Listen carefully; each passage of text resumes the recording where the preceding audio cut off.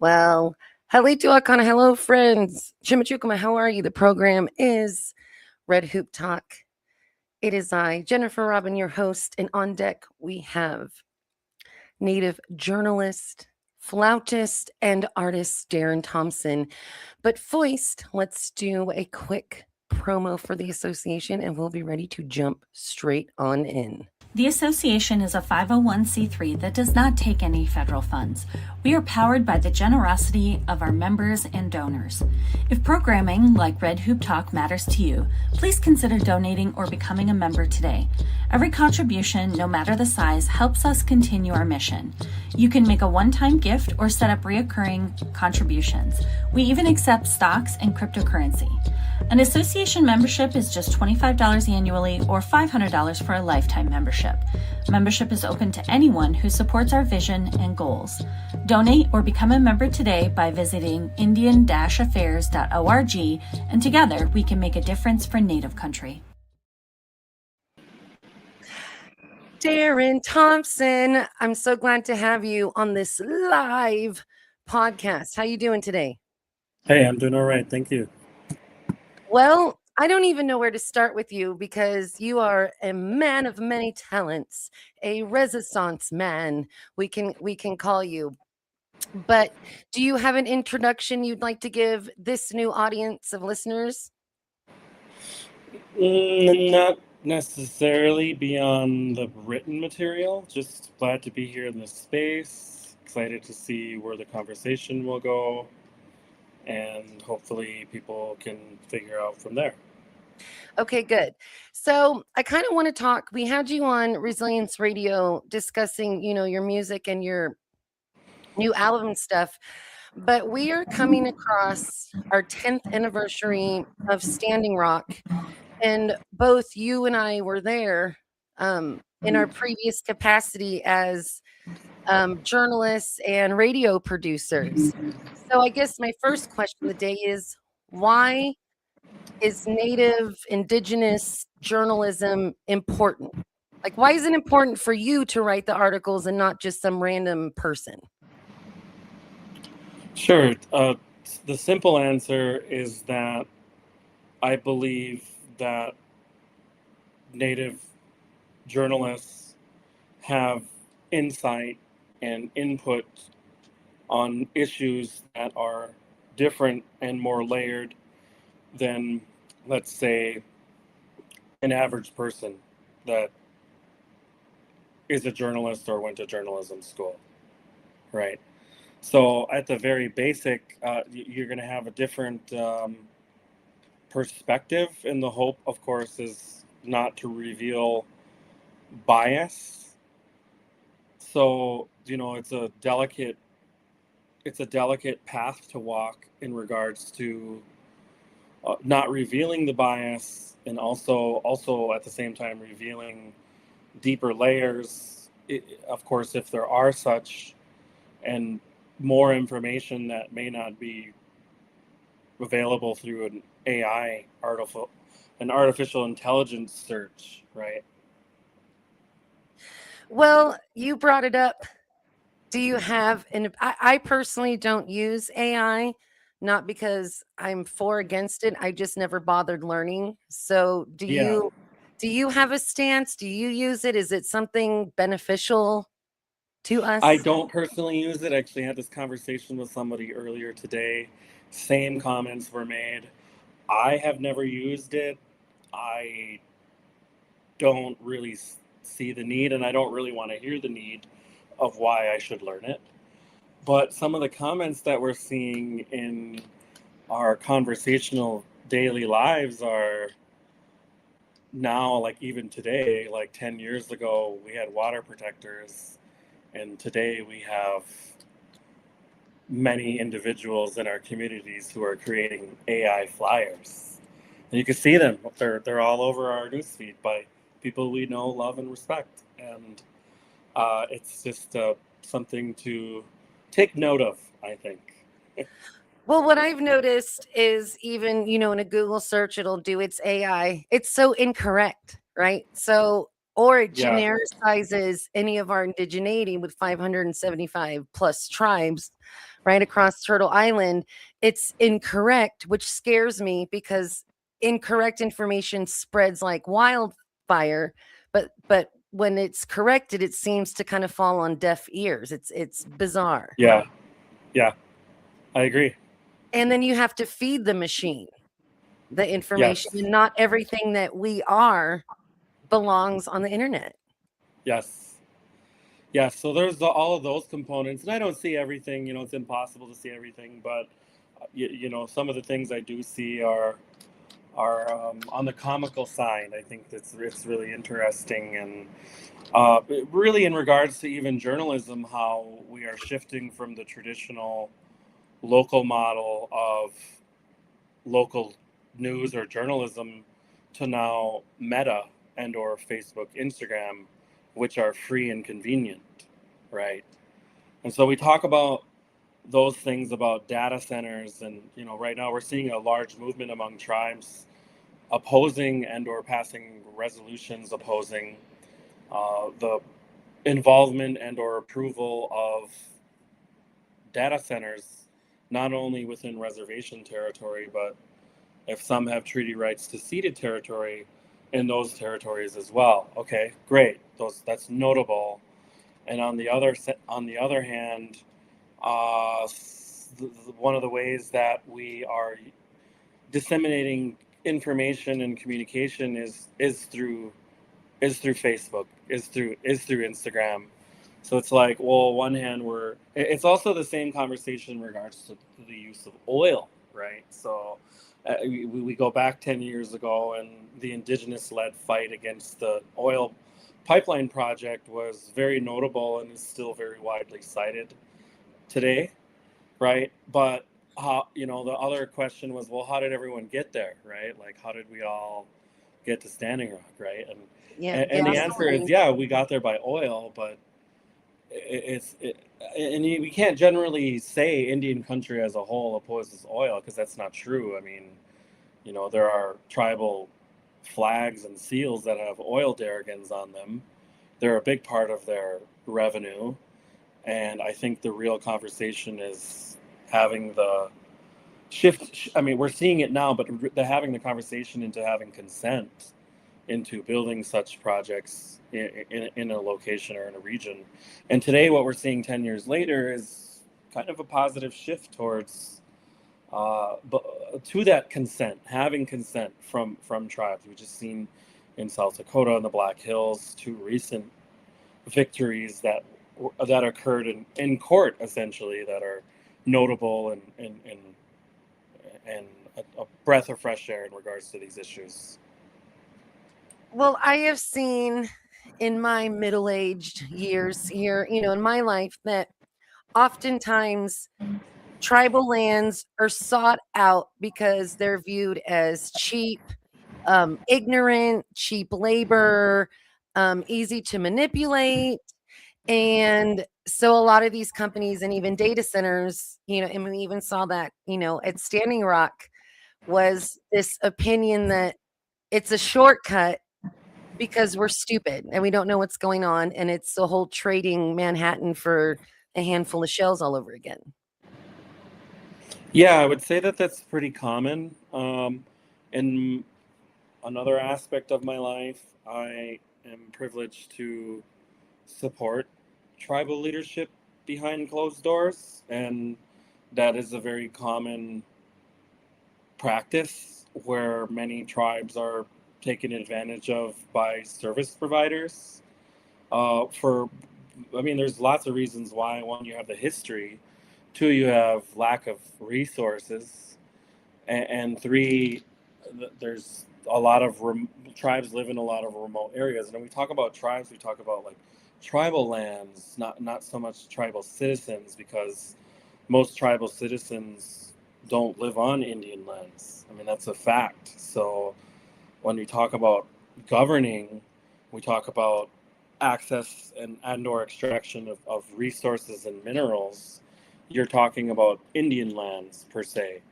And often in these very remote communities, many people have not left, and that's not necessarily a bad thing. But you have two different entities or more who speak different languages, and often the bottom line is money. And tribes are often in a situation where they need money and lots of it. And there are many barriers that exist, and they range from community to community, tribal government to government, of what is preventing tribes from obtaining wealth. And wealth, we know, is built off land. Indian tribes still have collectively a lot of land in regards to the percentage of the people that live here in the country. So where and when is the trade-off going to happen, right? And that is something that we kind of see in front of our eyes. And there's this old Chinese proverb that I heard, and it goes, "May you live in interesting times." And I would say that currently, right now, in regards to federal Indian law and Indian United States relations, right now is a very interesting time, and it always has been. But I would say right now is a very interesting time, especially when you see the shift from the previous administration to this administration. Yeah. Well, going back to you talked about, difference in language, but it's also oftentimes a different in values, which creates Sure. a different language. So it's not just, hey, how do we create industry within our territories, or who do we let in, but how are the people going to be treated in these industries we invite in to Yeah. our territories? Yeah, a good comment. And I've heard a couple of comments from tribal leaders who know that, like, our country is pursuing basically every inch to be on the grid in some way, whether that be the internet, whether that be power. Indian country does have some ways to go. So as we hear this, I hear many leaders respond, "Well, show us the way," right? But on the flip side, in order for us to do this, they're hearing like there will have to be some desecration of land, right? That is the flip side to pursuing development, even in Indian lands. As there could be location sites that may be significant that the current and or future generations may not know about and may not care, right? But it's our time to preserve what's there, and to pursue projects that best serve the community while preserving the environment. But we're so far along since the Osage oil days. We're so far along technologically that I don't know why we're not able to bring that balance into the other, I grew up on an old gold mine over here in El Portal, Yosemite. And I thought about, oh, I want to do that again. Is there a way to be, quote unquote, the mindful miner? Is there a way to extract oil, ship oil, extract minerals, extract gold without being blowing up the top of a mountain, right? I feel that, but there doesn't seem to be much of that conversation in the middle. It's like, hey, we're going to bring you this way, take it or leave it. Yeah, and I think it's just the current ideology of the industry, and I think that's been the way it has been for probably several decades. You could say multiple generations if you want to. In conversations with the Rio Tinto, who's leading the mining company or the mining project in Oak Flat, having conversations with their PR person or their community relations person, their comments are very different than what people are expecting. In their words, they're saying they're not going to pollute as much. It's definitely a lot more friendly to the environment than it was a generation or two ago. And while that may sound nice, the reality is, who's going to monitor this? And that's one of the issues that happens often in Indian countries. No one is exactly monitoring the agreements that happen. And you can look at that in regards to the American Indian Religious Freedom Act, right? That's an act that's cited often in many, many different arguments. And it's very rare that tribes and or efforts to protect an indigenous sacred site win in court. So the issues I talked about earlier in South Dakota are in regards to sacred sites. And although the American Indian Religious Freedom Act wasn't cited in the lawsuits, the fact is that sacred sites are starting to have some acknowledgement, particularly in federal court. And when one federal court makes a decision, it's basically applies to all other federal courts and or agencies, right? So that's really interesting. And then, the bottom line also is money. There's lots of shortcuts that exist in Indian country and have for since Indian country was a legal definition, which technically refers to the lands that Indian tribes live in and or operate on, right? So there's this again, we definitely live in very interesting times, right? Well, and I feel like, okay, so we're sovereign nations, right? Sovereign lands, but then we're still at the risk of eminent domain and the government doing what it wants for the greater good, because we are often seen as in the way of progress, right?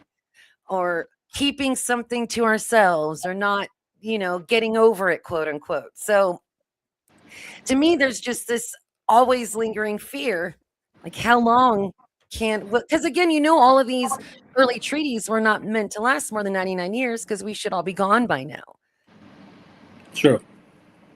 Yeah, I would say that is also a factor. I think that is why many laws don't particularly apply to Indian tribes. So currently, one of the areas we're dealing with as tribes is we're undoing the harms that were done during the reservation era, which is late 1800s, early 1900s.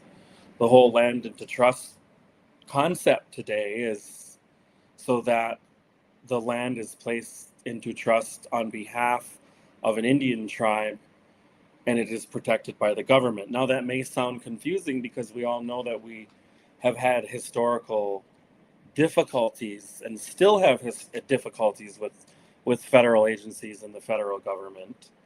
But this is a new process that is available and is currently being pursued by many tribes, is rematriating land. And then, the opposition, of course, is, well, we don't want Indians to build an Indian casino on this newly acquired land.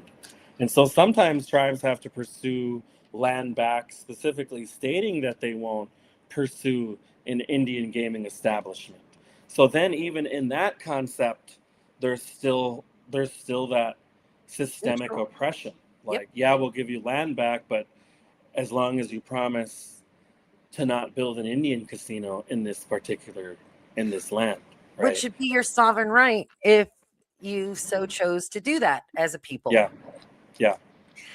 And I see that happening here, a lot in Northern California. There are these little swaths of land back coming, but they're all under this agreement and this trust of either conservation or yada yada. And many times conservation doesn't necessarily line up with indigenous values, because a lot of conservation says don't touch it, but we're trying to clean it up and bring it to a point to where we can collect and gather and do more traditional things. Yeah. So, well, and two, coming from, both of us were around the older generations, our grandpas and things like that. And it almost felt like backed in a corner on some things, especially with, own Choctaw history. It's like you either do this or you get nothing. So it wasn't like a fair negotiation agreement. It's like, you're either going to give us this or you get nothing. Yeah.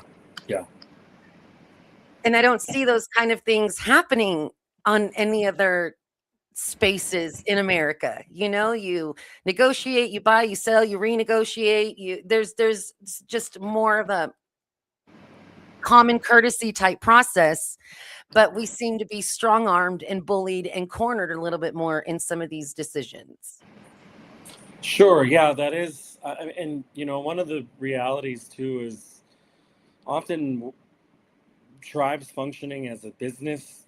There usually has to be consensus, and you need some strong leadership and with leaders with skills that can build consensus, right?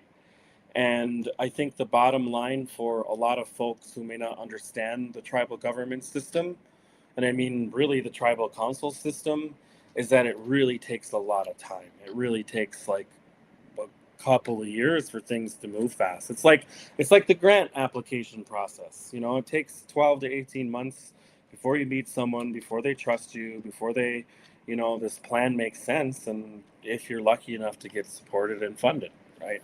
It's the same concept because you have numbers of barriers and challenges, and like every cause, you need a champion or two to push through. And there's so much about governing. There's, believe it or not, tribes often deal with banishment of people who are not doing good on reservations, and these are one of the issues because tribes lack funding for law enforcement. Not all, but many of them do.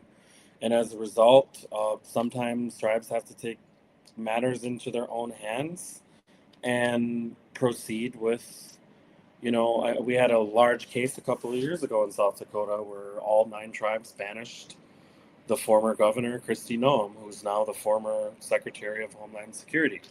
These are, and so to understand that concept, that very issue, like it comes from the reservation days, it comes from these time periods that exist before us to why things are the way that they are now, particularly on Indian reservations. And this is something that, I not only have struggled, but have had to develop explaining to people why reservations are the way that they are, why there's disparities in some communities and not others. Even among the reservation system, there's disparities. There's some who do very well and some don't do very well, and those are facts. And there's lots of contributing issues that contribute to that, but the reality is it's a very difficult history. And so, speaking of history, this year is a historical year. I think everyone knows that this is the 250th birthday or year of the birth of this country, right? And where do Indians fit into that, right? This year is also a very big year because it's the 150th anniversary of the Battle of the Little Bighorn.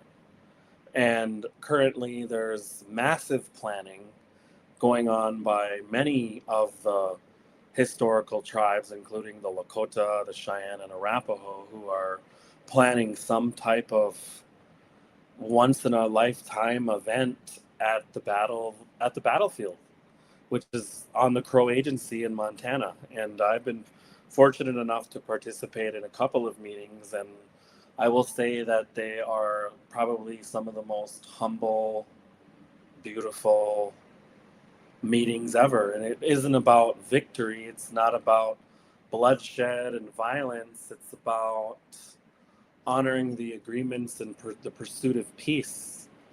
And I just think it's just really interesting how that narrative is often missing from the Custer's Last Stand narrative, right? You have one group of people approaching this anniversary as the last stand of former General George Armstrong Custer. And then you have another, which includes many, many people, who are acknowledging the sacrifice made by their ancestors and who consider their sacrifice a reason why they still have the culture that they have alive to this day, which includes, a lot of trauma. It didn't stop at 1876. It actually, some people can argue it got worse, right? Well, again, there all these preconceived notions came over on the Mayflower, not just the people, but the value of women, the value of Oh, water, sure. the value of forest, the how you hunt, how you everything, just a total contrast in and then you look at the assimilation tactics to put us under control and pigeonhole us the best as possible. Same thing with slave descendants. You don't educate and you don't arm them, right? Because they're outnumbered. So it makes me appreciate again everything that our ancestors have held on to get us to this point.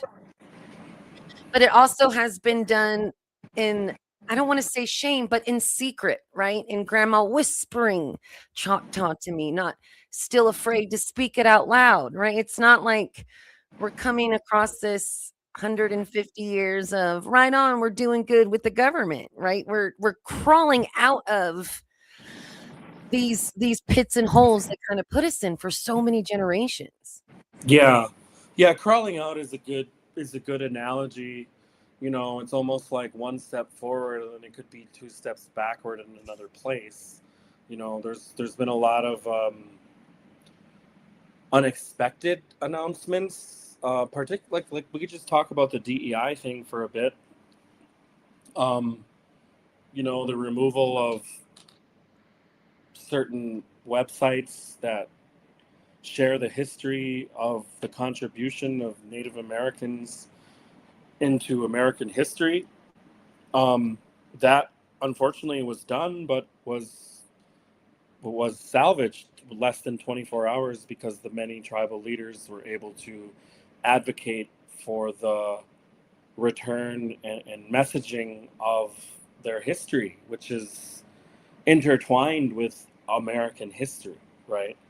And I think of and this is my first time in this year. I didn't prepare for this year, so as I think about this 250th year, I think about like our history or even my local history of where I come from and our contributions to American history, and they are substantial, right? Like I could say it's not just my community. There are many other small communities, native and non, who have contributed greatly to the prosperity and safety of this country, right?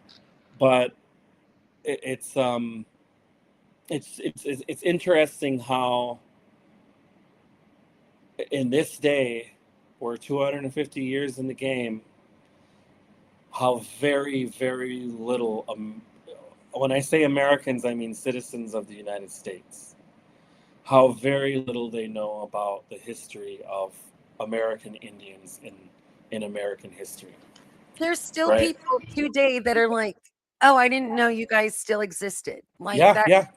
yeah, exactly.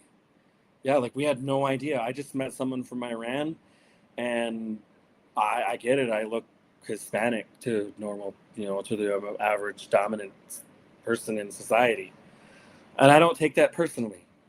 But I had some garb on. I had, I don't know, a couple unique shirt on, and this guy asked me if I was Native American, and then I said yes. He shook my hand, and he was from Iran. He was like, I've always wanted to meet one before, but I did not know you all still were alive. And then he had, some smart questions, not dumb questions, like how awful is the government? Not like the typical, do you ride a horse type stuff, right? No, it was deep, nitty gritty. I want to find the T on the American government is the vibe that I got. But I didn't share too much. That's not public information. But yeah. But it's hard for it to not feel intentional. I live near a national park, and they're trying to remove books of any Oh, of the sure. I just read seven this. associated tribes of Yosemite. They're trying to remove any books from gift shops, prohibiting rangers from bringing anything up. But at the same time, they're going to let us use our own grant money to do fire prevention and keep the park safe. So I'm just totally confused. And, since this administration came back, I felt myself slipping into a fear that I haven't had in a while. Fear of speaking up, speaking out, fear of losing a platform on FM radio as a brown woman, fear of being blacklisted, or, just this weird fear that I thought I grew out of the past 15-ish years. That fear that a lot of our elders taught us, just keep your head down, do your work, don't make noise. And I don't like that. Sure. I don't like that feeling. And then here you Yeah. are saying truths and bringing light to stuff. So part of me worries about, like, oh gosh, are they going to come over after our Darren? Oh, sure. Safety in journalism is a serious thing. Especially for a brown female. But when you talk about, the word political is so broad.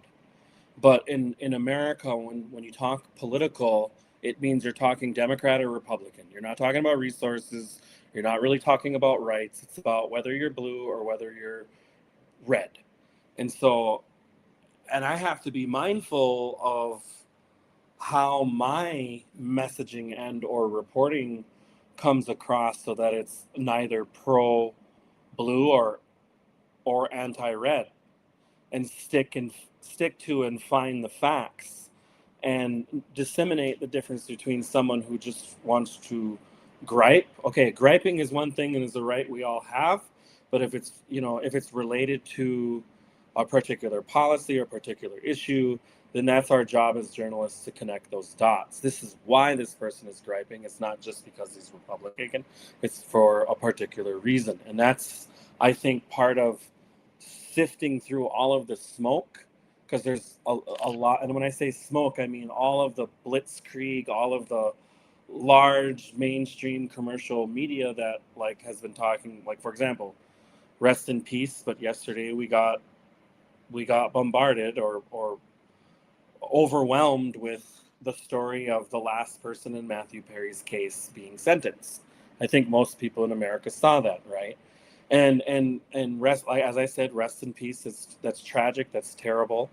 But when it comes to many issues that stem and come out of Indian country, and Indian country is huge, it's big. We're talking a lot of energy, a lot of land, a lot of resources, and a lot of history, right? And it's very, very, very rarely written about. And furthermore, it's very, in mainstream society, it's even very rare, even more rare to be written by an Indigenous person. We do have one person in the Associated Press, but it's not breaking news, right? So, there's lots of conversations that can and need to happen, but I do know that we have some excellent, skilled journalists.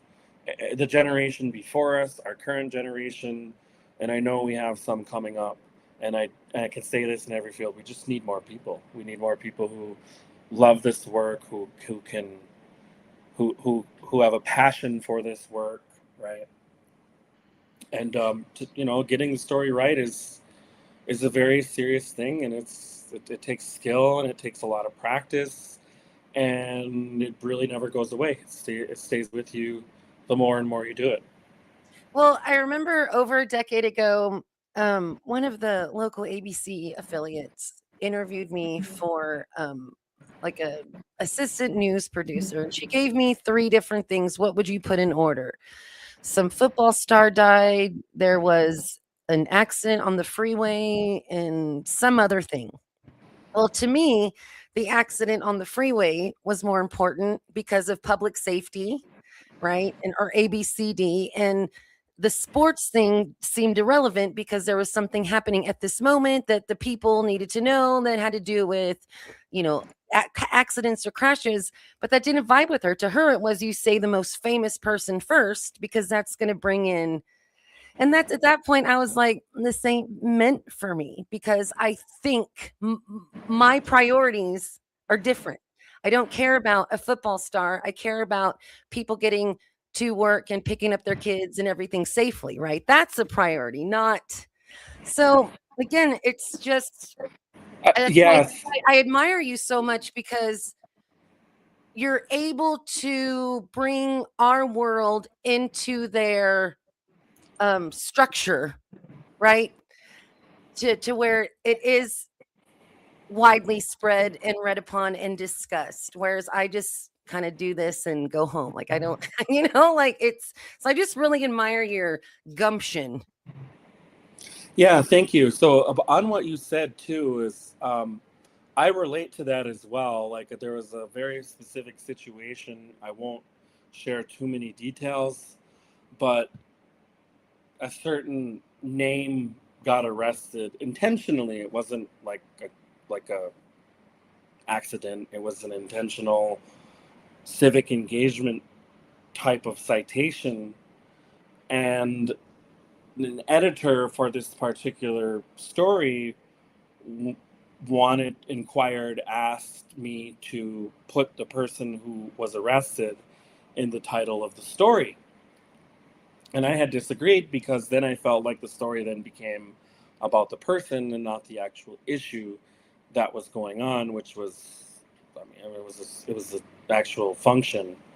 And, I feel you on that. And I would say that my best stories have always been when I'm just going with the flow and not really knowing what I'm expecting, right? Like being a local reporter or being a local beat, if that's my beat, it is challenging for me because I'm used to getting a lot of information on the fly in many different parts of the country, and as a result having to connect the dots, and because each region has a different audience and a different history of how they deal with Indians, and as a result you have to be delicate in how you communicate and respond, because odds are media like local news and newspapers may be biased as well against Indians, right?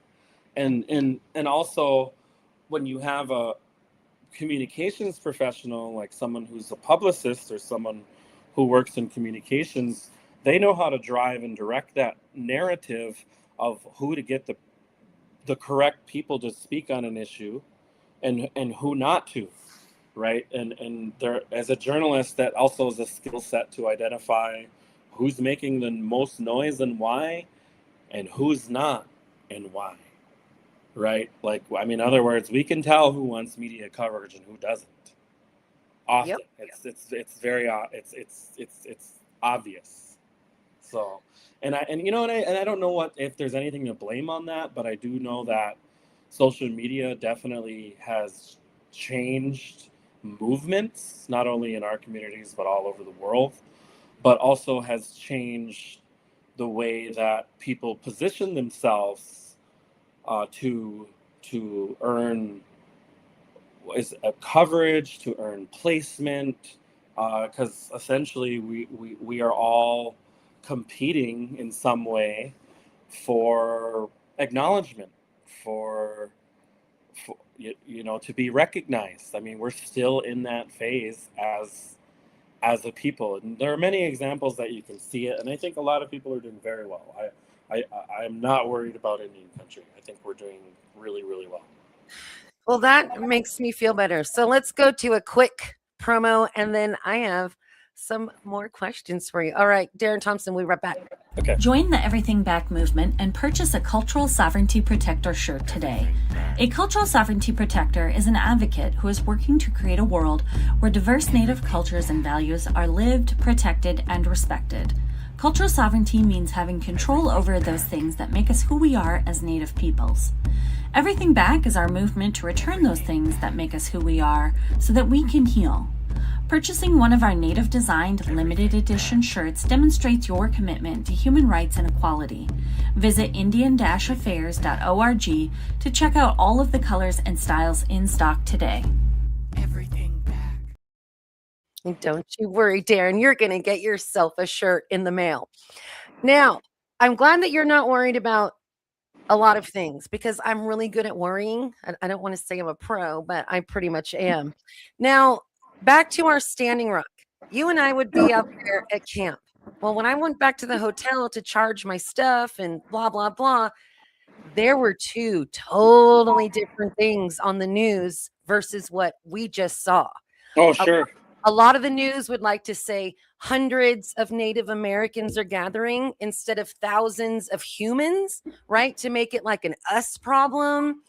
There just really seemed to be tones and words that made us sound like we're in the way. Like it was truly bizarre on within 90 minutes of something happening and it ending up on whatever Dakota News channel it was on.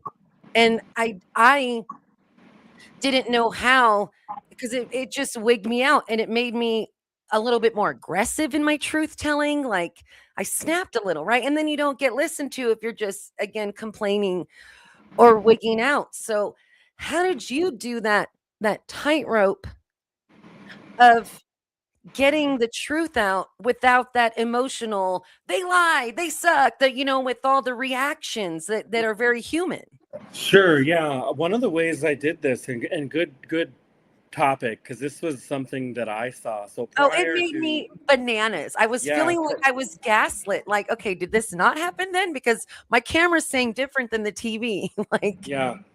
So prior to this, 10 years ago, at the Dakota Access Pipeline protests, I was not a news journalist. I didn't cover conservation, environment, tribal issue. I didn't cover any. I was an art reporter. I wrote about like a happy painting or like a rare color of bead or something. Like or a it beautiful was. dad.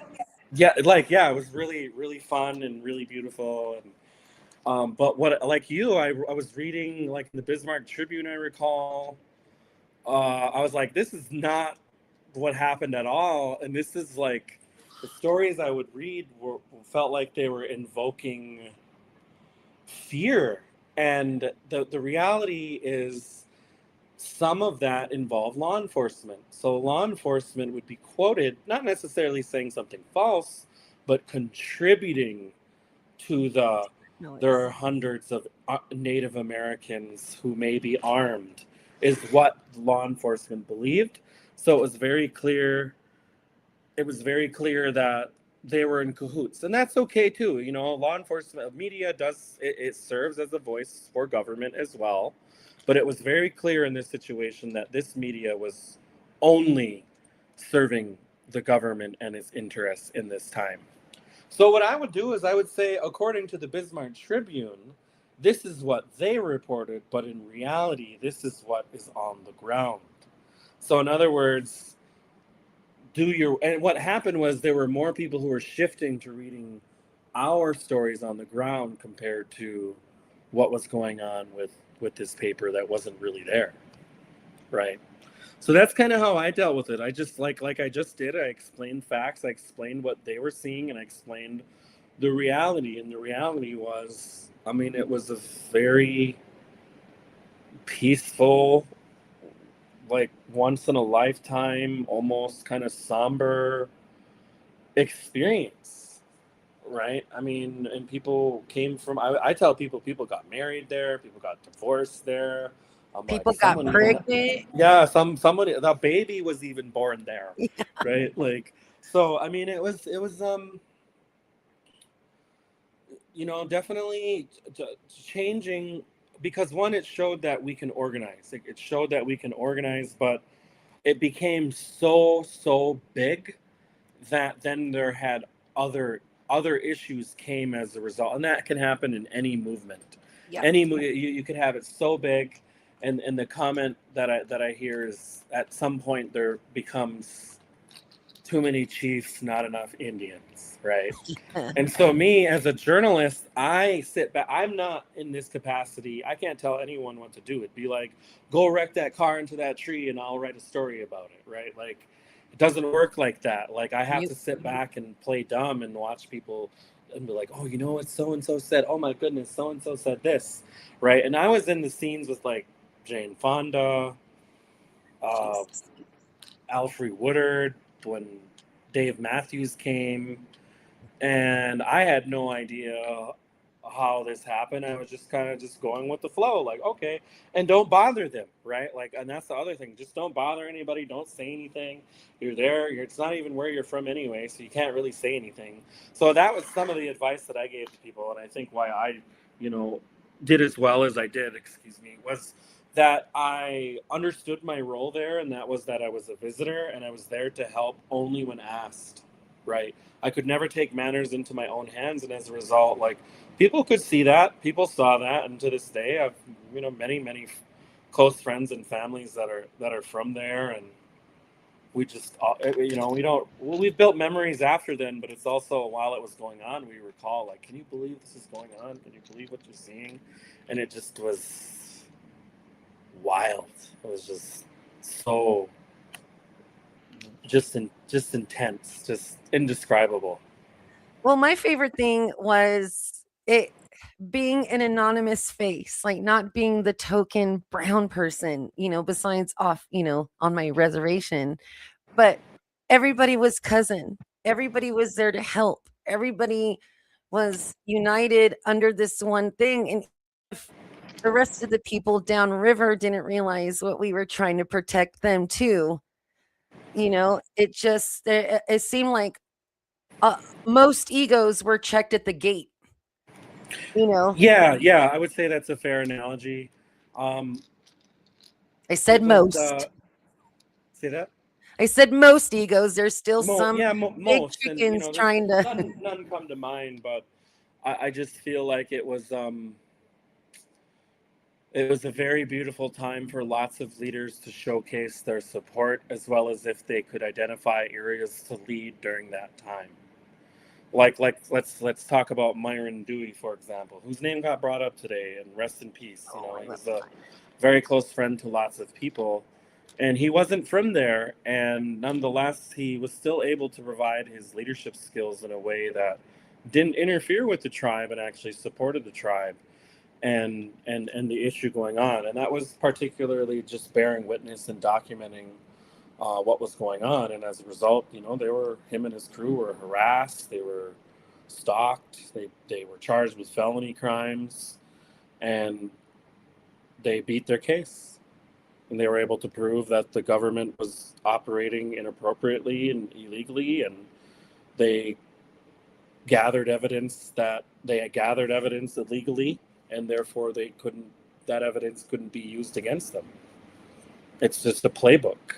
It was a playbook, and as I said twice already, may we live in interesting times. We're going under this playbook, and every step along the way, we're either challenging or we are being challenged of what we can do or what we cannot do in regards to protecting our land, right? Well, and two, there kind of seems to be this misconception that when we say sacred sites, well, isn't all your sites sacred? Don't you think everything is sacred? Well, yeah, to an extent, but there are places that hold more historical meaning, spiritual meaning, and ancestral meaning to stuff. And I don't know, it's, again, for some reason, even to this day, even in this area that I'm in, you speak up about pollinators disappearing, or we don't have enough clean water, this or that. It's, why are you making a problem about this? Look at all the good we have. Why do you care about butterflies so much? Well, because they pollinate our materials that we use for cordage and baskets and medicine, blah, blah, right? So it's still, I would like to see more of a respectable shift of our ideas and beliefs, because like you said, we are ingrained in this 250-year history of the United States, but somehow we're not viewed as braided into it. It's like, here's America, and then here's our little side story. Yeah. And there's something also to note, and that is the National Garden of Heroes is going to be unveiled this year, and there are 8 names in it's basically a garden of 250 great American heroes, right? And if the list is according to the Trump executive order in his first term, there are 8 names who are indigenous that are on that list. And so that is about a little more than 2% of the list, and that's about what we are in the country. We're about 1 to 2%. And so, some of these people are very well-known people. I mean, we're talking Ira Hayes, Jim Thorpe, Sacagawea, Sitting Bull, the Mohawk Saint, Kateri Teckwitha. I mean, these are some big names. Susan Fletcher, I believe, or the Maria Tall Chief. I mean, these are very well-known people who stood the test of time, and were really stood out as the people that they were in the great American westward expansion, which at that time, which was largely influenced, and many things are largely still influenced by the old religion. And back then, the way that people made money was the use of their land, which is why America needed so much, which was justification America needed so much land. And yes, we stood in the way of them, and our hunting lifestyle stood in the way of that lifestyle, which of course equals, something like the near extermination of the buffalo. I mean, that's a really difficult thing for Americans to hear. Like, well, why aren't there any buffalo? I'm like, well, they were commissioned to be killed by men so that Indians wouldn't leave the reservations to hunt them as they have for generations, right? And and that's a really sad thing. They disliked them so much they killed their food source. That's a really sad and serious thing, and is a layer of genocide. You kill their food source, right? And so, I mean, there's just these examples, and as we move forward to address and discuss and revitalize and change, and that is happening. But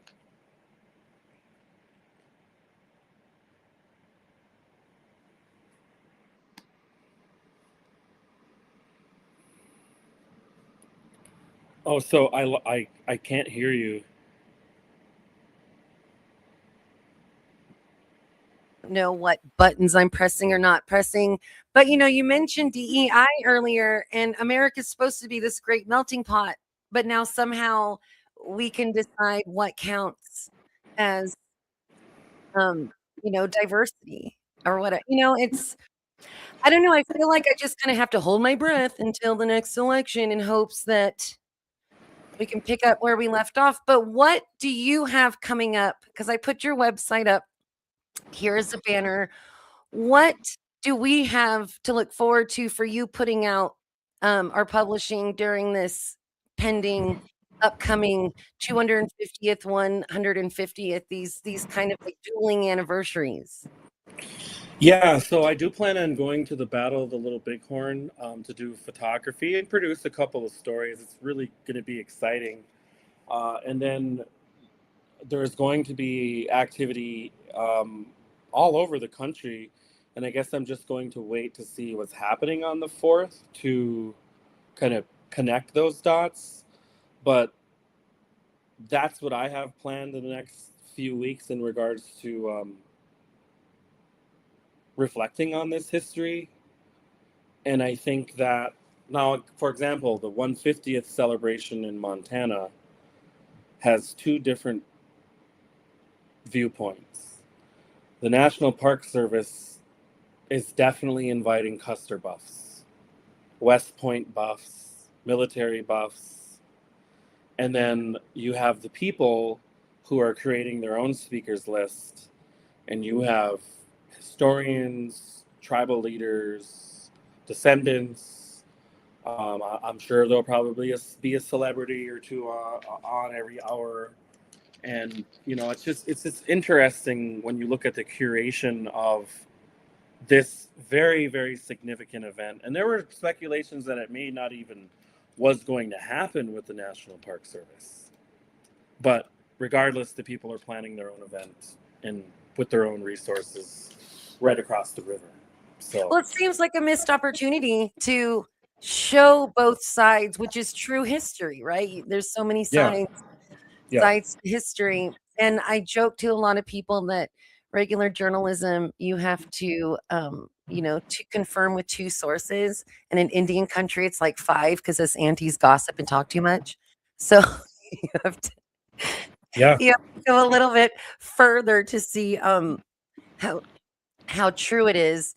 But Darren, I know we got to let you go in a few minutes, but I want to let people know, your website is up there, but beyond your work as a journalist, you're also a musician with a new album out across streaming platforms. So talk a little bit about that before we send you on your way. Yeah, sure. This new project I released in mid-March was a really lucky project that I was able to organize and be a part of. But I recorded my 4th studio album with a Chinese violin player and a flute player from the Andes Mountains in Peru. And the challenging part to all of this is we all play non-Western musical instruments, and we've all never played with each other. I met these folks on my travels, and they had rehearsed for multiple months and were ready for studio time. And we recorded a pretty amazing album. I'm really impressed. We've been contacted in the last couple of days by a composer for a score, potential other conversations with other festivals for us to. We're talking some big locations like New Orleans Jazz Festival, Red Rocks Amphitheater, where we'll be able to perform as an ensemble. So it's exciting. I'm very pleased with the recording. The performance came out really great, and if you get a chance, check it out on whatever it is you listen to. But Pandora. to me, that album is how I expect America more to be. To learn other sounds and other cultures and other people and make this thing that we all kind of vibe with, enjoy, instead of this like stay in your lane type Yeah. stuff. And I think that's what I just love so much about it is that it kind of created its own culture of your guys' cultures coming together. Like it created its own recipe of things that we love. Yeah, and I'm hearing that too from Annie, the violin player. Suni's been performing with tons of people his whole life. And not saying that this is different for him. It's a little bit more intimate for him, but we have created our own little world, and we are anxious and excited to get out there. So are you open to things? Do people contact through your website if they're like, we got to get this ensemble on our stage? Yeah, people email me. You can email me from my website or find me online. Just look up my name as it's typed on the screen. And I always tell people the success of this business is be available immediately, if not sooner. And then too, we just kind of keep tabs on you on social media we work through some of these cool new articles you're going to have, and to keep track of, like, are you solely writing for Indian Country Today, or do you have publications? No, I'm writing for multiple publications right now. So it all depends on what kind of story. Like sometimes it's a multimedia story. I'll produce video, I'll do writing, photography. That's the most fun to me because if I approach a story like that, I'm really pulling like the nitty, like radio is the purest form of journalism, but television, yeah, you can edit it as well, but I feel like that you get a lot more human emotion when you're right there recording. Well, and radio, like you talked about, that is the local hub for that area. You're not trying to appeal to a nationwide or worldwide audience. You're trying to impact, your local community. And I think things get diluted the bigger rings you try to push to please, right? Yeah. And then people don't realize too that like radio is part of like a lot of res culture. That we grew up around that radio, and still utilize that radio for a lot of things. Yeah. So DarrenThompson.net. Darren Thompson, thank you so much for being my guest across all these platforms this much. And I can't wait to touch base with you pre-fall, end of summer, as you kind of reflect on these big anniversaries and a lot of the stuff you've seen out there. Yes. In America and in Indian country. Yeah. Thank you. The best, dude. All right. All right. Well, see you soon. Thank you much. How fun was that? Oh my gosh. I could have kept him forever, but there has to be a limit on things. And then next month, I've been harassing Shawnee Bear, powwow dancer, head woman, mother, regalia maker, to kind of help y'all, but understand a little bit of the ins and outs of the moccasin trail, powwow country. And I don't know if she's like a historian to say powwows were started in this, but Shawnee's awesome. She's hilarious. And I'm doing my best to like nudge her every other day and back her into a corner to where she can't say no. All right. Well, I appreciate y'all so much. Thank you for being a part of this Red Hoop Talk. And until next month, and we hop back in the hoop, I'm Jennifer Robin, Chipees La Chique.